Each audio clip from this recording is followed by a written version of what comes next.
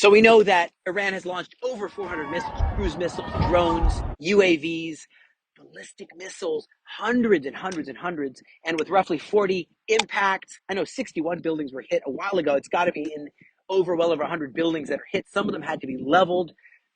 24 people have been killed, more than 800 wounded, 3,800 have been evacuated from their houses. They have nowhere to live because of these ballistic missile attacks.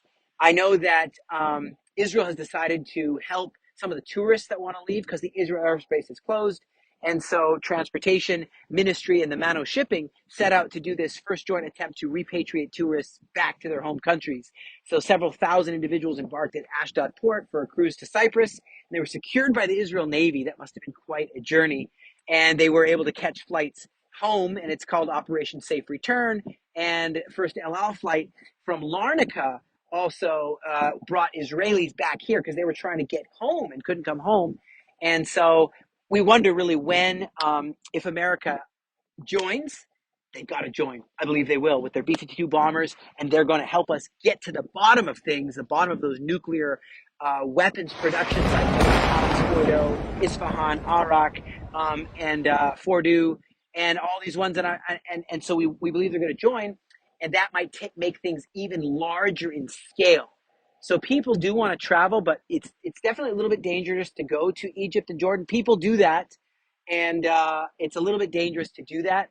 But I would say that right now, we just got to be strong. We got to finish this. We got to finish what we're doing in Gaza. We got to finish what we're doing in Iran. A quick word about Gaza. Missions are still continuing in Gaza. You have the 162nd Brigade, the division, advancing to new areas, evacuating Khan Yunis, and getting to areas that we haven't been in before, discovering more tunnels, more strategic infrastructure, command and control centers, and be able to remove those. So things are going, but the focus right now is on removing what it says in Jeremiah, the bow of Elam, the rocket launchers.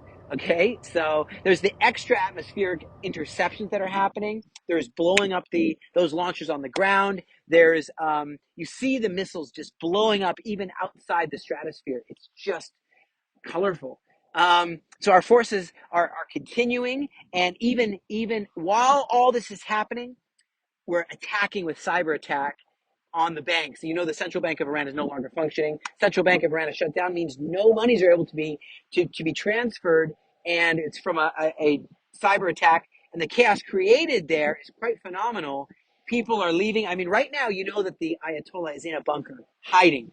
The president Mashoud is fled the country, and there's all kinds of officials going to Russia, fleeing to different places, and they're very close, I think, to accept a surrender treaty in order to survive. I mean, they even said that they'd be willing to go to the White House, meet with Trump and stuff, and he says all you have to do is surrender. That's all you have to do is an unconditional surrender, and or else we're going to keep coming after the missile launchers, even in Tehran mountains. Look at the explosions here.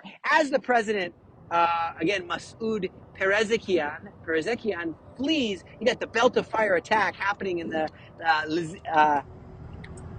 Lavizia neighborhood in Tehran. So you got all these drones coming in, our forces coming in, again, full aerial dominant sky dominion over Tehran right now. Maybe over the whole country, I don't know. Patrolling with our RQ-170 Sentinels, unmanned, we've got planes, helicopters, and right now is the time to see this through. It's like a movie, and I loved hearing the rightful heir to the throne, the Reza Pahlavi, the exiled crown prince. And I just hope he'll come back and take up his throne. And once we finish this, so we've shot 1,100 targets, missile sites, air defenses, nuclear infrastructure, and we are ready to see this through. Now, do you know what's really, really interesting? Really, really interesting is in the Bible, in the book of Esther, you have something written here where tonight as the sun goes down, begins the 23rd of Sivan. Tomorrow is Sivan 23. Now, what's so special about Sivan 23? Well, if you remember the story of Esther, when there was this big plot to destroy all of Israel by this evil man named Haman, right? And Esther came before the king and said, please save our people. And you have Mordecai becomes the prime minister, essentially, of all of Persia. So what happened here is you have this moment, you find it in the book of Esther, chapter 8, I believe it is. And you have this moment where Israel's able to defend ourselves. Look in verse 11. I believe it's Esther 8, verse 11. Look there how we're able to suddenly, on this day, defend ourselves and beat back our enemies wherever they're coming at us. And I believe that's like a repeating of history, literally right tomorrow. And that's why we're launching really a global campaign. I'm encouraging you guys to help us help Israel with everything they need, all the essentials, food, clothing, shelter, everything. And we are doing the emergency aid initiative. And so, friend, as the Lion of Judah is rising, stand together with us. God bless you. And hey, keep my missions in prayer in Gaza.